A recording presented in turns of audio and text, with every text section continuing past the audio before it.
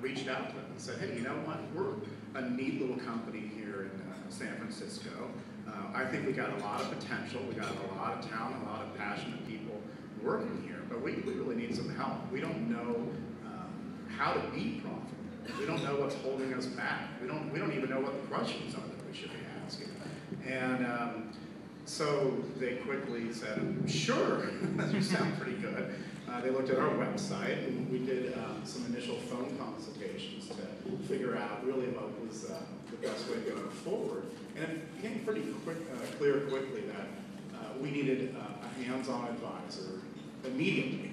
And that's when Sanjay got involved. And I distinctly remember us having one of our first meetings outdoor at a local cafe and just sitting down with the spreadsheets and starting to ask some tough questions. So Sanjay, you want to talk a little bit about how you helped Greg? And you won't be surprised to hear that at the end of the first year that Greg worked with PCB, he had his first profitable year. So we'll let Sanjay tell you how he got there. So you know, Greg and Chris asked the right questions. It was about how do we become profitable, and what is sustainable growth, and what is it that we can achieve. And they also realized that just because you sell doesn't mean you're profitable. So they wanted to know how to determine profitability by item, by product class. And so it involved looking at all the SKUs they have, SKUs, and determining profitability of each class. So it was about looking at the balance sheet, making sure that inventory is properly measured, staged, it's reflected. It also involved talking to the suppliers to see if there can be a little bit more flexibility on payment terms.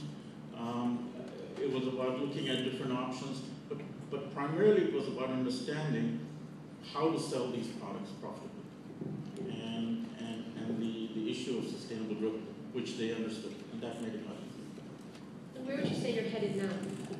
Well, so once Sanjay came on board and was helping us out, he really helped us focus on choosing the items that we wanted to go forward with. So we took literally a razor to our catalog and just cut out vast sections of products. Almost all the apparel and accessories went away. And we really focused on about 40 key items that we either had or were developing, all of which had a really, really solid 50% margin on a wholesale margin. And so within the first 3 months, Sanjay had helped us make immediate decisions about what product to bring in for the holiday season from overseas and what product to keep in China for another 3 or 4 months. And that right there immediately helped our cash flow. We were in sort of a grave situation like that. And from there, that gave us the springboard and the clarity to be able to come to market the next year with a real focus. We're now in 2,000 stores worldwide. We have distributors in the UK, in Europe, in Australia, in Brazil. And in addition, one of the things that we were able to do is look at our company and look at all of the graphic designs and things that we've done prior in apparel, and Sanjay helped us realize that we should be licensing. So we now have a license agent. We signed with Chronicle Books this week. And we're looking, we probably will be doing apparel, but we won't be fronting the bill for it. So the last year, our wholesale numbers were up by 68%. This year, we focused on 20% growth because of cash flow. And then 20% seems very like a great place to be. So we've done 20% this year. We're focusing on 20% growth for next year and for the following year as well. Wow. So all of that added up to 3 jobs right here in Soma in a low-income community of San Francisco. And correct me if I'm wrong, all your full-time employees have 100% of their health care paid for? Yes, that's right. Yeah, so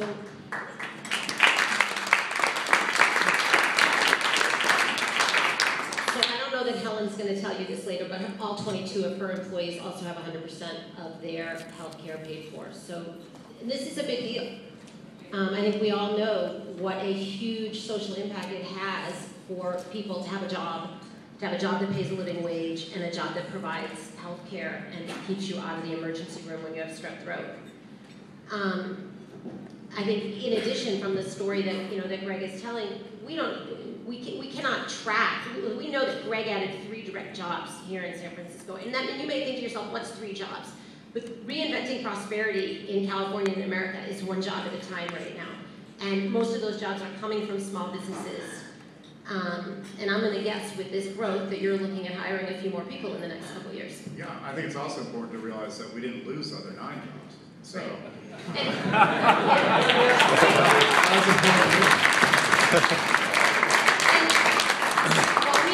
We track the jobs very closely that we created the companies, or that the companies create working with us. And we do some modeling, or we're starting to do more and more modeling around the indirect jobs. But as you can think about those, how many wholesalers did you tell me, retail, that you're in? Well, we've gone from 150 to 2,000. So, those 2,000 companies are selling these products. Obviously, they're selling them successfully because they're reordering, because Gama-Go is growing, and there are more jobs indirectly being created through the efforts of Greg and his team with the help of Sanjay. And that's really what Pacific Community Ventures and business advising is really about. And I know we're running out of time. In the aggregate, I would just tell you, this is one example. In 2010, we worked directly with nearly 200 companies. There's 200 people like Sanjay. None of them are as wonderful as Sanjay, except for the ones who are in this room. The companies that we worked with last year saw 9% job growth compared to the state of California being flat to 1%. And these businesses paid approximately $50 million in wages to the residents of low-income communities in our state. This is not insignificant wages going to these communities, to be spent in these communities, to flow through the economy and to rejuvenate these lower-income communities. Before I finish, could I ask that I have several staff members of Pacific Community Ventures here with me today. Could I ask you guys to stand?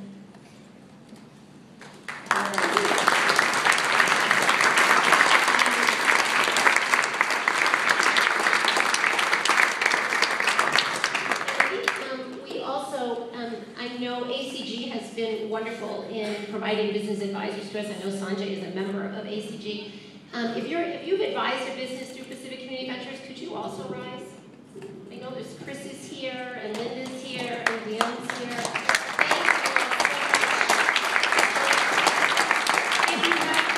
Obviously, if you have questions about being a business advisor, you should ask any of them. And I'll just conclude by saying there are folders on each of the tables and out back with all kinds of information about Pacific Community Ventures. And unabashedly, I will tell you that there is also a pledge card in those folders. We are a nonprofit, and we do rely heavily on individual and foundation donations. So feel free. And if we have a minute or two for anybody in the audience have a quick question before we conclude and turn it over to the for-profit. Joe. Yeah, during this unprecedented economic downturn, could you compare how you got? Oh, okay. Sorry, I didn't ask for a little bit. And congratulations on the job growth in your companies. I wanted to know, how does that job growth compare to the way jobs were growing when the economy was good? Before 2000. Yeah, and I'm not going to have specific statistics off the top of my head. What we strive to do every year, regardless of a good economy or a bad economy, is we just strive to outpace the economy. So, and we always have. And actually, you know what? She said as she's thinking. If you take out your folder and look in the annual report, I think we go back a few years, and we do compare PCV portfolio companies to California and the United States. And even in good times and bad, the companies advised by business advising always outpace, the economy, and that's our benchmark, because you really can't think about job creation in a vacuum. But it's a very good question, and